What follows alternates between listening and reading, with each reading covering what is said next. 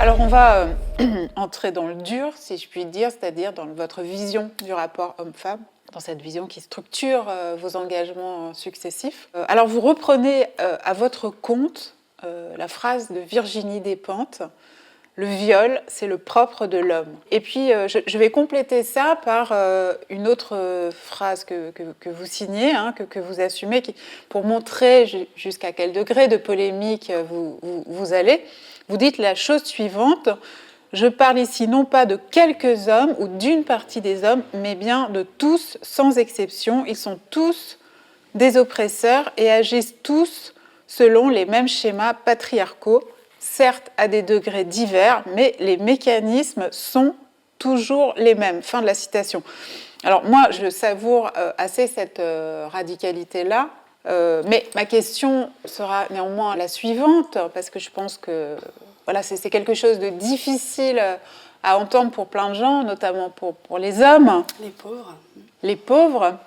Quand on veut négocier une forme de paix, de cohabitation pacifique, on va dire, est-ce qu'on peut commencer comme ça par insulter l'adversaire? Parce que c'est vrai que traiter tout homme de violeur, c'est quelque chose de violent, bien sûr. Bon. Alors, non, je ne dis pas que tous les hommes sont des violeurs, je dis que tous les hommes sont des oppresseurs. Mais je vous laisse terminer. D'accord. Enfin, vous reprenez la phrase de Despentes, quand même, le viol, c'est le propre de l'homme. Ouais. Oui. Mais c'est vrai que dans toutes les situations d'injustice, même majuscules, les injustices historiques les plus horribles, le nazisme, il y a toujours eu des justes malgré tout, il y a toujours eu des résistants de l'intérieur. Alors, je vous pose la question, Marguerite, pourquoi d'emblée une telle déclaration de guerre en fait? Déjà, moi je ne suis pas là pour négocier. Je considère que le système féministe est composé de plusieurs maillons et qu'on est toutes hyper efficaces. Moi, je me situe dans la sphère de l'activisme. Donc, je suis là pour taper du poing sur la table, pour créer des débats, pour y aller un peu franco, quoi, pour mettre un grand coup de pied dans la fourmilière et dénoncer, vraiment. Il y a vraiment une chose qui vous donne entièrement raison, un geste politique qui vous donne entièrement raison quant au peu de choses que finalement MeToo a fait bouger, au peu de lignes que MeToo a fait bouger, c'est que, alors qu'on pensait justement que les questions féministes, les questions des féminicides, la question du harcèlement de rue étaient beaucoup plus présents, eh bien, que fait le président de la République française, Emmanuel Macron? Il choisit comme ministre de l'Intérieur, c'est lui qui l'a choisi, un homme accusé de viol. Je rappelle que le ministère de l'Intérieur est responsable justement de tous les policiers auprès desquels, quand vous êtes une femme, vous allez déposer des plaintes pour violences sexuelles ou pour violences conjugales. Ce geste-là, ce geste extrêmement fort, comment vous l'interprétez? Alors déjà, c'est pas un homme qui est uniquement accusé, c'est un homme qui a reconnu les faits. Il a reconnu le fait d'avoir donc procédé à un échange, un service. Alors, c'est la qualification de viol qui conteste, mais oui, il a reconnu oui, voilà, tout à fait. Il a reconnu d'avoir un trafic d'influence sexuelle à minima, quoi. Il a reconnu avoir échangé donc oui un service contre un service sexuel. La définition juridique du viol, c'est un rapport sexuel exercé sous contrainte, menace, surprise ou violence. Après, c'est une histoire d'interprétation de texte de loi. Est-ce que c'était une forme de contrainte? Moi, je pense que oui. Voilà. Lui, apparemment, pense que non. Super. Toujours est-il que voilà, les faits sont là, donc oui, il conteste le fait que ce soit un viol, nécessairement, quoi, il a reconnu des faits qui sont, pour moi, qui tiennent, qui relèvent du crime, en fait.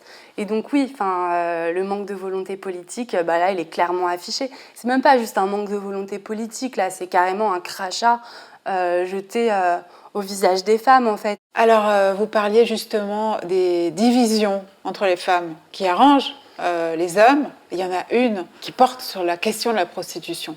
Pour ceux qui connaissent un petit peu ce débat, c'est un débat extrêmement violent chez les féministes qui traverse complètement le mouvement féministe. Et vous, Marguerite Stern, vous en prenez frontalement et très courageusement à des gens qui sont très violents, le mouvement du Strass, les féministes dites pro-sexe, qui défendent la prostitution comme une façon de disposer librement de son corps pour la femme et qui ne la voient pas comme un esclavage. Sur ce sujet-là, vous avez un discours extrêmement fort, puisque vous considérez au contraire que la prostitution est délétère par ses effets et que d'une certaine façon, elle fait même vriller, même si elle reste marginale, le rapport aux femmes au sein de la société entière. Et vous écrivez la chose suivante: nous ne serons jamais tranquilles dans la rue tant que nos sœurs seront mises en vente sur des trottoirs comme des paquets de pâtes dans les rayons d'un supermarché. Ouais, c'est ce que je pense. Après, moi, je m'en prends pas. C'est pas moi qui m'en prends à ces gens-là. Non, c'est eux qui s'en prennent à vous. Moi, par contre, je subis, enfin, il y a un conflit. Des attaques très violentes. Et les féministes abolitionnistes, en règle générale, subissent des attaques très violentes qui vont même jusqu'au cou. Le 25 novembre dernier, il y a des militantes, des survivantes de la prostitution qui ont été tabassées pendant une manifestation féministe qui ont fini aux urgences. Voilà. Des survivantes de la prostitution, hein, des femmes qui ont vécu ça, qui ont vécu la traite, qui étaient venues dans une manifestation féministe, porter leur message à elles pacifiquement, qui ont été passées à tabac par ces gens-là. Donc, la violence, elle vient vraiment du camp des pro-prostitution. Pour resituer ce dont on parle et donner un peu quelques chiffres sur la prostitution, parce qu'on évoque souvent la question du choix, oui, mais celles qui l'ont choisi, nanana. Déjà, c'est pas la première question, celles qui l'ont choisi, même si c'est ce qu'on entend beaucoup dans les médias, les témoignages de femmes qui disent « mais moi, c'est mon choix, mon libre choix, tout ça ». L'écrasante majorité des femmes en situation de prostitution, c'est des femmes qui sont victimes d'esclavage, de traite, de proxénétisme. Voilà. Des femmes à qui on retire leurs papiers. Des femmes à qui on retire leurs papiers, donc qui viennent beaucoup. Il y a une grosse filière nigériane, par exemple, en ce moment, de Chine, d'Europe de l'Est, voilà.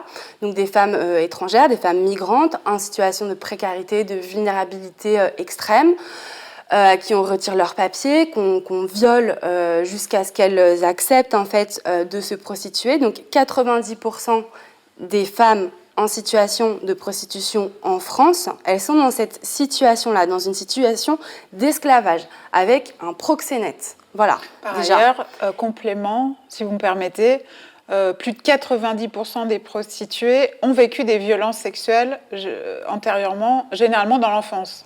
Ouais. Ce qui est quand même des chiffres qui disent quelque chose, incontestablement. On ne devient pas prostituée par hasard. C'est quoi votre bilan de MeToo ? J'y reviens. Certaines études aux États-Unis, notamment, ont montré qu'en fait, rien n'avait changé, notamment dans le domaine professionnel. C'est quoi votre propre bilan ? Le bilan de MeToo ? C'est vrai que ces thématiques-là sont beaucoup plus présentes dans l'espace public. On entend, mais c'est aussi le fait de militants tels que vous, beaucoup plus parler des féminicides, et des viols et des violences commises envers les femmes. Est-ce que vous pensez pas que ça infuse positivement ? J'ai l'impression que MeToo, ça a beaucoup changé quelque chose du côté des femmes, parce que ça nous a permis de mettre en commun nos expériences, de nous rendre compte qu'on n'est pas seul, en fait. Moi, j'ai passé des heures à lire ces récits et je sais que je ne suis pas la seule. Et donc, à partir du moment où on pose nos témoignages dans la sphère publique, que ce soit sur les réseaux sociaux ou dans la rue avec les collages, finalement, les collages et MeToo, il y a aussi beaucoup de similitudes. C'est en fait rendre public des récits intimes. Et donc, à partir du moment où ces récits-là, on les pose dans la sphère publique, on les rend politiques. Et on montre à quel point, en fait, ils sont politiques, à quel point les femmes ont toutes des histoires similaires à raconter. Et donc, ça nous a permis quand même de nous relier. Et je pense qu'une des grandes choses qui manquent aux femmes, c'est ça. C'est le fait qu'on est trop divisés, les hommes nous divisent et ils réussissent, en fait. Et c'est comme ça aussi qu'ils arrivent à asseoir leur domination sur nous. Et à partir du moment où on réussit à écrire un récit commun qui nous relie, alors on est plus forte. Je pense que... MeToo, ça a changé ça quand même. Le fait qu'on on prend donne de la conscience puissance aux femmes simplement par l'échange des récits.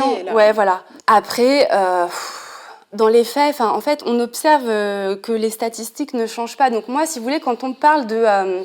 oui, quand même, MeToo, ça a été quelque chose, tout ça. Oui, les collages, c'est quand même génial. Maintenant, tout le monde est au courant. Le mot féminicide est rentré dans le dictionnaire, super. Mais moi, en fait, je m'en fous. Enfin, le fait qu'on me dise que oui, c'est quand même une belle réussite, non. Moi, ce que j'observe, c'est que dans les faits, en fait, les statistiques ne changent pas.